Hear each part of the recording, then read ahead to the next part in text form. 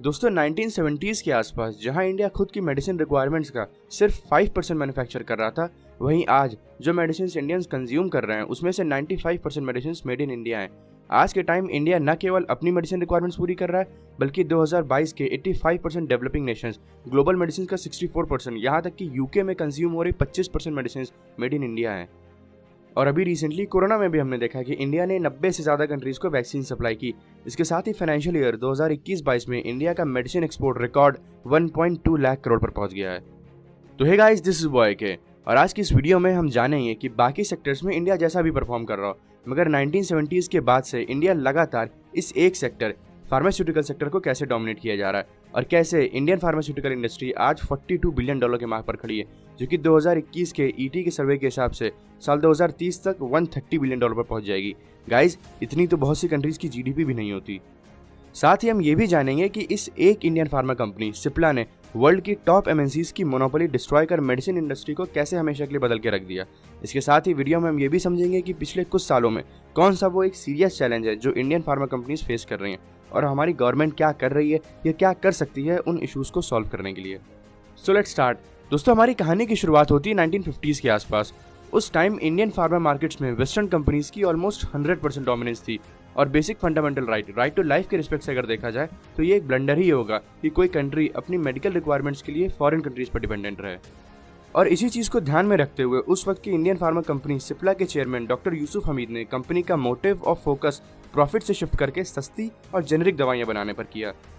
ये जेनेरिक दवाइयाँ कौन सी होती हैं? तो देखिए, ब्रीफली समझे तो दवाइयाँ दो तरह की होती हैं, पहली ब्रांडेड और दूसरी जेनेरिक।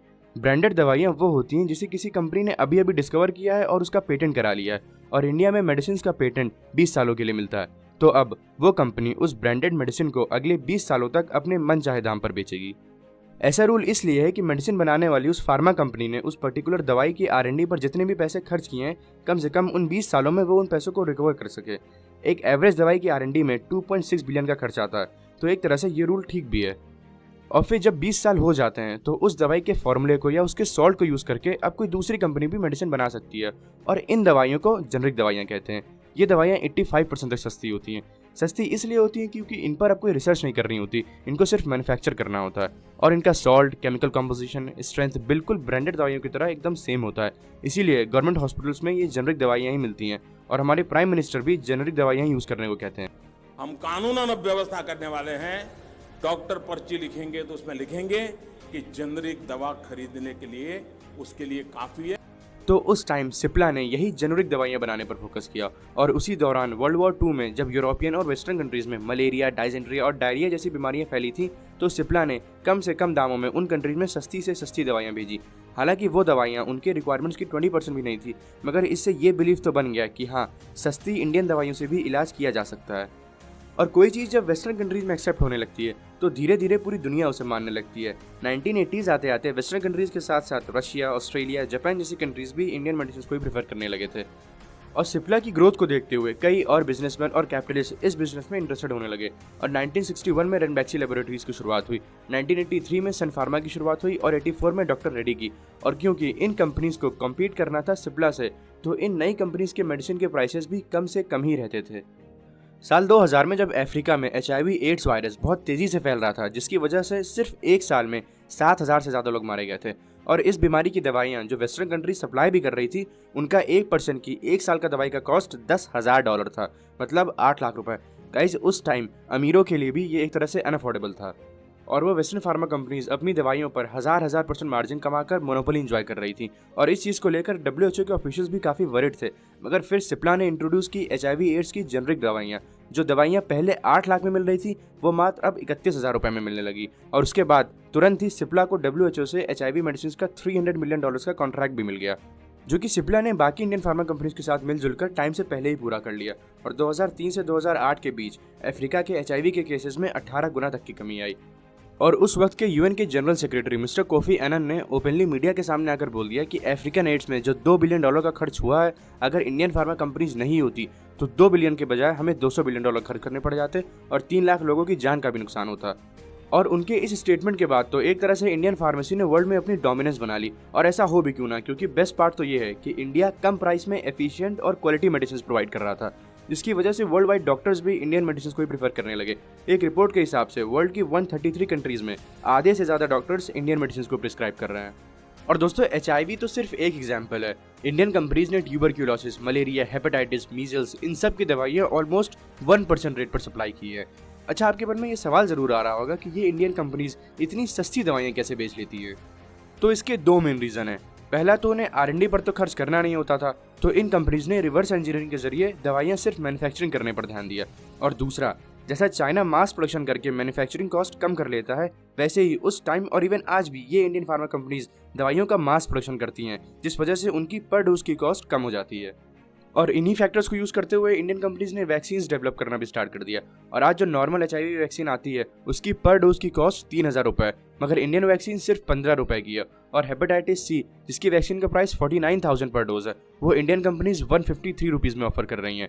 ब्लड कैंसर या ल्यूकेमिया, जो कि फॉरेन वैक्सीन का प्राइस 9000 पर डोज है, वो इंडियन कंपनी 70 रुपये में ऑफर कर रही हैं। और उसी तरह अजमा के इंजेक्शन जो बाहर 3000 रुपये में मिलते हैं, इंडिया में वो 15 रुपये पर शॉट में।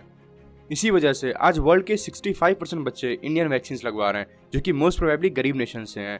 और कोविड के दौरान सीरम इंस्टीट्यूट ऑफ इंडिया ने वैक्सीन डेवलप करने में वर्ल्ड रिकॉर्ड बना दिया। आज की डेट में serum institute of India per day expected 30 crore shots बना सकता है। और गाइस, प्रॉफिट तो सेकेंडरी चीज़ है। ये हमारे लिए फख्र की बात है कि इतने क्रूशियल टाइम पे हमने 90 से ज़्यादा मुल्कों में वैक्सीन पहुंचाई, और वो भी कम से कम प्राइस में। और कहीं ना कहीं इससे इंडिया को जियो पॉलिटिक्स में सॉफ्ट कॉर्नर भी देखने को मिला है। और कोविड के बाद हमारा फार्मा एक्सपोर्ट भी बढ़ा है। 2019 में जहां टोटल एक्सपोर्ट्स का 5.1% एक्सपोर्ट हम फार्मा से करते थे, वहीं 2021 में हमने टोटल एक्सपोर्ट का 7.6% फार्मा से किया। बट स्टिल, हर इंडस्ट्री के लाइफ स्पैन में हर पॉइंट पर नए नए चैलेंजेस जरूर होते हैं, और ऐसे ही कुछ चैलेंजेस आज इंडियन फार्मा सेक्टर के सामने खड़े हैं।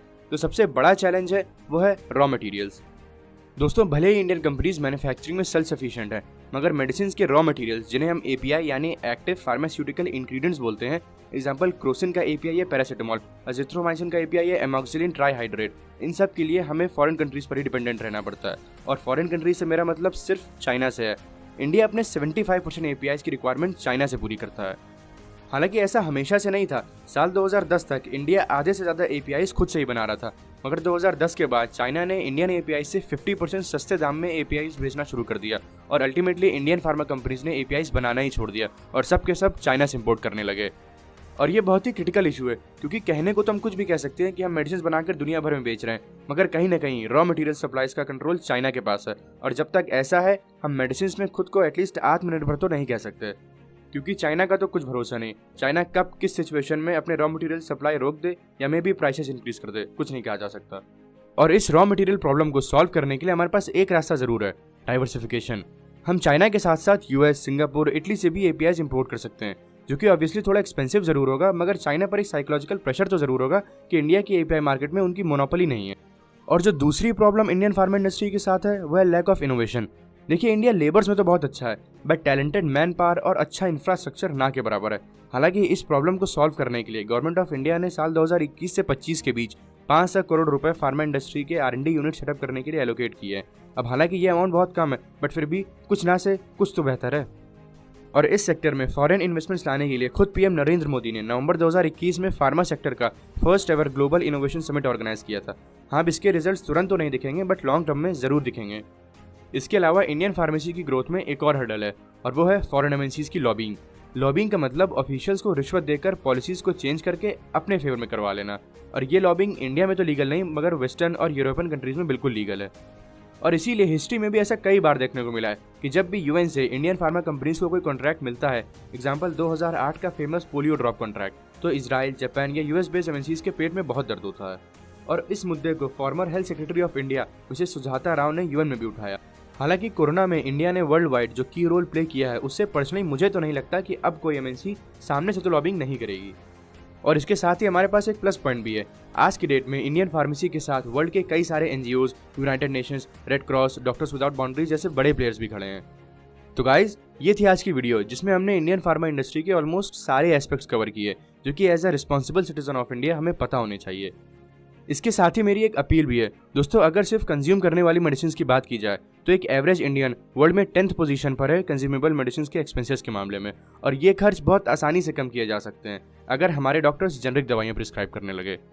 तो it's humble request to our respected doctors कि please recommend generic medicine as far as possible. तो गाइज आज के लिए बस इतना ही। वीडियो अच्छी लगी हो तो लाइक करें, वीडियो अच्छी ना लगी हो तो डिसलाइक करें, और आप आने वाले टाइम में जिस भी टॉपिक पर वीडियो चाहते हो वो हमें कमेंट बॉक्स में बता सकते हैं, हम उस पर वीडियो ज़रूर बनाएंगे। Thank you.